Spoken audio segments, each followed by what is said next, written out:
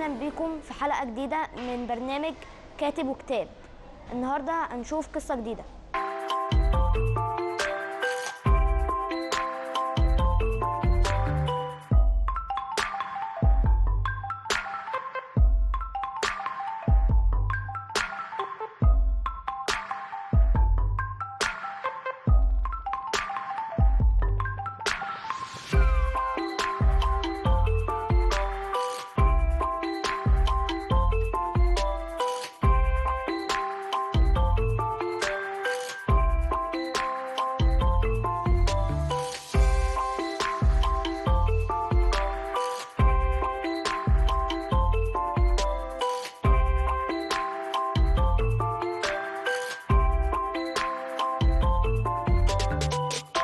معانا الكاتب عبد الله مرشدي. اهلا بيك. اهلا بيك يا احمد. ومعانا صديقنا انس وانا احمد.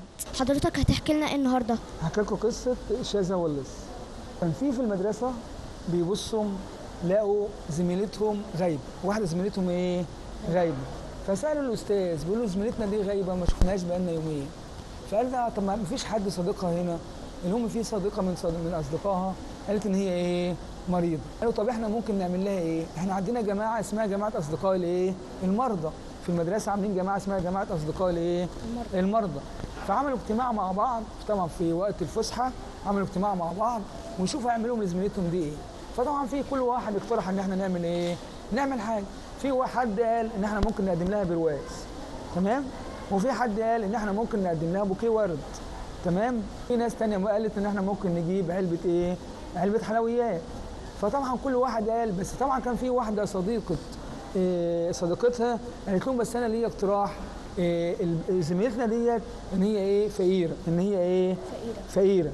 وما دام فقيره يبقى هي محتاجه الفلوس ايه؟ اكتر من الهدايا. ايه رايكم ان احنا نشترك ايه؟ كلنا ونحاول نوفر لها مبلغ من المال عشان ان هي ايه؟ نجيب لها العلاج بتاعها. فكره حلوه ولا لا يا احمد؟ فكره حلوه ولا يا ناس؟ عشان هي ايه؟ فقيره، يبقى هي محتاجه فلوس اكتر من الايه؟ من الهدايا. فقالوا والله فكره حلوه، احنا ممكن مع مدرسينا ان احنا نعمل تبرعات ونجمعها بيننا وبين بعض على اساس ان احنا نقدم لها مبلغ ايه؟ كويس. من خلال ايه؟ من خلال جماعه المدرسه ومن خلال الاخصائي الاجتماعي ومن خلال مدير المدرسه نقدر نجمع لها مبلغ. فقالوا خلاص احنا متفقين على الموضوع ده. فهم ايه؟ في يوم من الايام جمعوا لها ايه؟ مبلغ وكتبوا لها بقى في ايه؟ في ورقه كده بسيطه، قالوا لها الف سلامه ليكي، احنا اصدقائك، كنا المفروض كلنا نجيلك وعشان نقف جنبك في المرض دوت، بس احنا فضلنا ان احنا نبعت 2 من ايه؟ من اصدقائنا هم اللي يروحوا ايه؟ يجولك، عشان من ايه؟ المرضى برضو ما بيحبش حد يكون ايه؟ في كتير حواليه عشان ما يتعبوش، صح ولا غلط؟ صح. المريض ما بيحبش ناس كتير حواليه عشان ما ايه؟ ما يتعبوش. واحده او 2 بس هم اللي يروحوا لايه؟ لزميلتهم. قالوا زميلتهم اللي هي قريبه منهم اللي هي صديقتها، وكمان واحده منين؟ تكون قريبه برضو منهم من ايه؟ من السكن، عشان برضو ما يبقى ايه؟ ما يروحوش مكان يكون بعيد. فهم ايه؟ وافقوا. وطبعا بعد ما خدوا راي والدتها ووالدتهم وماشوا، وفي المره الثانيه فضلوا ان هم ايه؟ ياخدوا المبلغ ده ويروحوا فين؟ لبيت الايه؟ لبيت صاحبتهم دي. بس وهم ماشيين حصلت مفاجاه. حصلت ايه؟ مفاجاه. هم كانوا ماشيين وخلاص قربوا من البيت، حصلت مفاجاه. طلع عليهم واحد ايه؟ لص، اللي هو ايه؟ حرامي. واحد ايه؟ حرامي. قال لهم بس زي ما انتم شايفين كده وقفوا مش عارفين يعملوا حاجه. دلوقتي لو خد منهم الفلوس يبقى الفلوس مش هتوصل لايه؟ لصاحبته، وصاحبتهم دي مريضه ومحتاجه للايه؟ للعلاج. ساعتها بقى لو هم طلعوا عشان هم فاهمين وكويسين وقاريين ومثقفين، فضلوا كانوا ممكن يسلموا له، صح ولا مش صح؟ لا. بس هم بقى عملوا ايه بقى؟ ايه؟ هم طلعوا ناصحين وطلعوا قالوا لا احنا لازم نكلمه، لازم ايه؟ نكلمه.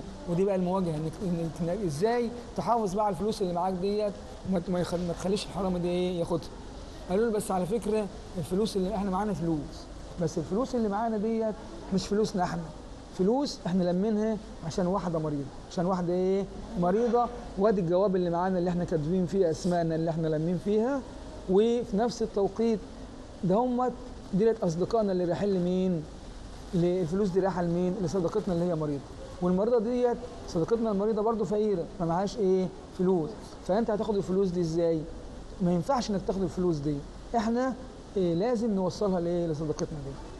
فاللص ده طلع عنده ايه بقى؟ يعني قلبه حن شويه كده، قلبه حن ايه؟ شويه. قال لي خلاص يعني دي مريضه ودي فقيره والفلوس دي رايحه لها، طب يعني مع انه كله حرام، يعني هو لو خد اي حاجه من اي حد حرام برضه، بس قلبه رق ايه؟ شويه. والكلام بتاع الاولاد دولت كانوا مثقفين وفاهمين، فقالوا له ايه؟ فواجهوه وحبوا يخلوا ايه؟ قلبه حنين شويه ويسيب الايه؟ الفلوس. فعلا فقال لهم إيه؟ طب يعني قالوا له شوف الورقه اللي احنا كاتبينها، زمايلنا كاتبين لنا وكاتبين لها الاسامي وكاتبين لها يعني حاجه حلوه كده عشان تخليها حلوه وتقوم بسرعه وتبقى كويسه، كاتبين لها حاجات كلمات جميله. وشاف ايه؟ شاف الجواب اللي هم ايه؟ كاتبينه لها، وشاف الفلوس اللي معاهم. قالوا الجواب اهوت الفلوس اهي. فقال لهم يعني انتوا صادقين كده والفلوس معاكم والجواب معاكم وبتعملوا حاجه كويسه ان انتم تخدموا زميلتكم وكمان فقيره تجيبوا لها فلوس وتجيبوا لها علاج، طب ده انتوا كويسين خالص، مش معقول ان انا ايه؟ وجي مفكر شويه وقالوا له احنا كنا رايحين الصيدليه نجيب لها برضو العلاج لان كان معاهم الروشته، رايحين نجي الصيدليه نجيب لها العلاج ونديه لها كمان. قال لها طب ايه رايكم؟ انا هروح معاكم الصيدليه. راحوا الصيدليه وجابوا الايه؟ العلاج. قال لهم برضو انا هحرسكم لغايه ما توصلوا لغايه البيت. وحرسهم لغايه ما وصلوا لغايه فين؟ لغايه البيت. خدوا العلاج وطلعوا من الايه؟ البيت. وبقوا كده ايه؟ تمام التمام ولا لا؟ تمام. ووصلوا الحاجه الفلوس لايه؟ لزميلتهم ولصاحبتهم، وقالوا لها طبعا ايه؟ الكلمات الحلوه اللي موجوده مع عند اللي زمايلها مبلغينهم بيها. وبعد كده ادوا لهم برضو الدروس بتاعتهم، الدروس اللي هم خدوها، يعني عملوا معاها كل حاجه ايه؟ كويسه.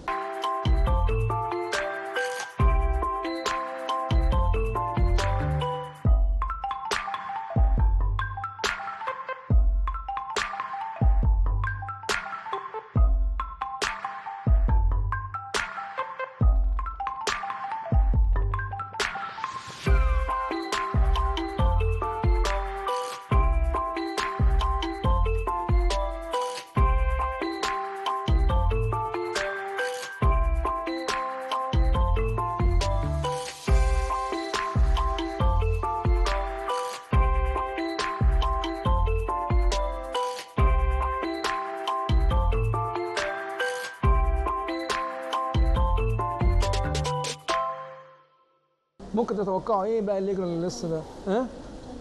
بقى طيب، صح يا ناس؟ بقى ايه؟ بقى طيب. ليه بقى؟ لانه شاف الحاجات الحلوه. ناس صغيرين بيعملوا ايه؟ ناس صغيرين بيعملوا ايه؟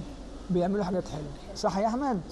صح. صح ولا مش صح؟ صح. فهو بقى شافوه بعد كده ان هو حاله اتغير خالص، وجاب حاجه وبقى يبيع فيها وبقى ياخد رزقه من ايه؟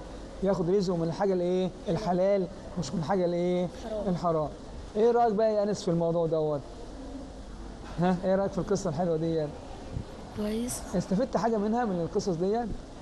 انا ما اعملش حاجه حرام واساعد اصحابي. حلو قوي طبعا. وايه رايكم؟ ايه رايك لما ايه رايك يا احمد لما هم الاطفال دولت واجهوا اللص ده؟ هو قالوا ايوه حاجه شجاعه، وهم يعني صاحبتهم عاوزه فلوس وعاوز علاج. هو لو سرق الفلوس مش هيجيبوا علاج. صح كده. فهم دفعوا عن المال. بس دفعوا عنه بحاجه كويسه ولا دفعوا عنه بكلمات حلوه؟ لا حلوه. ايوه دفعوا عنه كلمات ايه؟ حلوه. ممكن واحد يقول لك طب ما يلا نضرب اللص، لا ما ينفعش، ما لسه هو هيضربني، صح ولا لا؟ ولا مش صح؟ لكن جابوا له كلمات حلوه وجابوا له حاجه تخلي قلبه ايه؟ حنين، تخلي قلبه ايه؟ حنين. فهم واجهوه بالكلام، واجهوه بالايه؟ الكلام. لان العنف ما بيجيبش ايه؟ ما بيجيبش نتيجه، صح ولا مش صح؟ صح. لو انسان مثلا عندك مشاغب ولا عامل لك مشكله، العنف مش هيجيب ايه؟ نتيجه. بس هناخده الاول بالايه؟ بالهدوء، يمكن يجي منه بحاجه كويسه. فهم اللي هم الصادقين دول عملوا ايه؟ واجهوا الايه؟ اللص. طب اللص ده اللي هو اللي فيه حاجه وحشه ممكن يتغير ولا لا؟ ممكن ايه؟ ممكن يتغير. فاحنا ممكن الحاجات اللي احنا شايفينها قدامنا وحشه ممكن نغيرها بالايه؟ بالكلام وبالحوار وبالحاجات الايه؟ الكويسه. طبعا ايه رايكم بقى اللي هم برضو الاطفال الاول زمايلها هم كانوا بيقترحوا حاجات زي الهدايا وزي الفلوس. انهي اللي طلعت احسن، الهدايا ولا الفلوس؟ الفلوس لان البنت كانت ايه؟ محتاجة. لان البنت كانت ايه؟ محتاجه وفقيره. ممكن في الوقت لو البنت غنيه ممكن الورد اللي ينفعها، صح ولا مش صح؟ صح. لو البنت مثلا بتحب الفن ممكن البرواز ينفعها، لكن لو هي فقيره يبقى لا، الافضل هي الايه؟ الفلوس هي اللي ايه؟ هي اللي هتنفعها. يبقى احنا من خلال القصه دوت نعرف ان ازاي قدرنا نحل المشكله بتاعتنا، ازاي نعالج زميلتنا، قدرنا ازاي نحل مشكله اللص اللي قابلنا دي، ومشكله كبيره قابلتنا هم اطفال صغيرين. قدرنا نحل مشاكل كتيره ونستفيد منها حاجات ايه؟ كتير. طب يعني استفدت بقى ايه يا احمد تاني لو انت حاجه نسيتها ولا كده؟ يعني استفدنا ان احنا يعني نتكلم بلطف. حلوه. حتى لو هو حرامي. ايوه. علشان ممكن ده يخليه مش حرامي او ايوه. هو فعلا خلى قلبه بقى ايه؟ بقى لطيف. حنين ورجع للصح تاني. صح يا ناس؟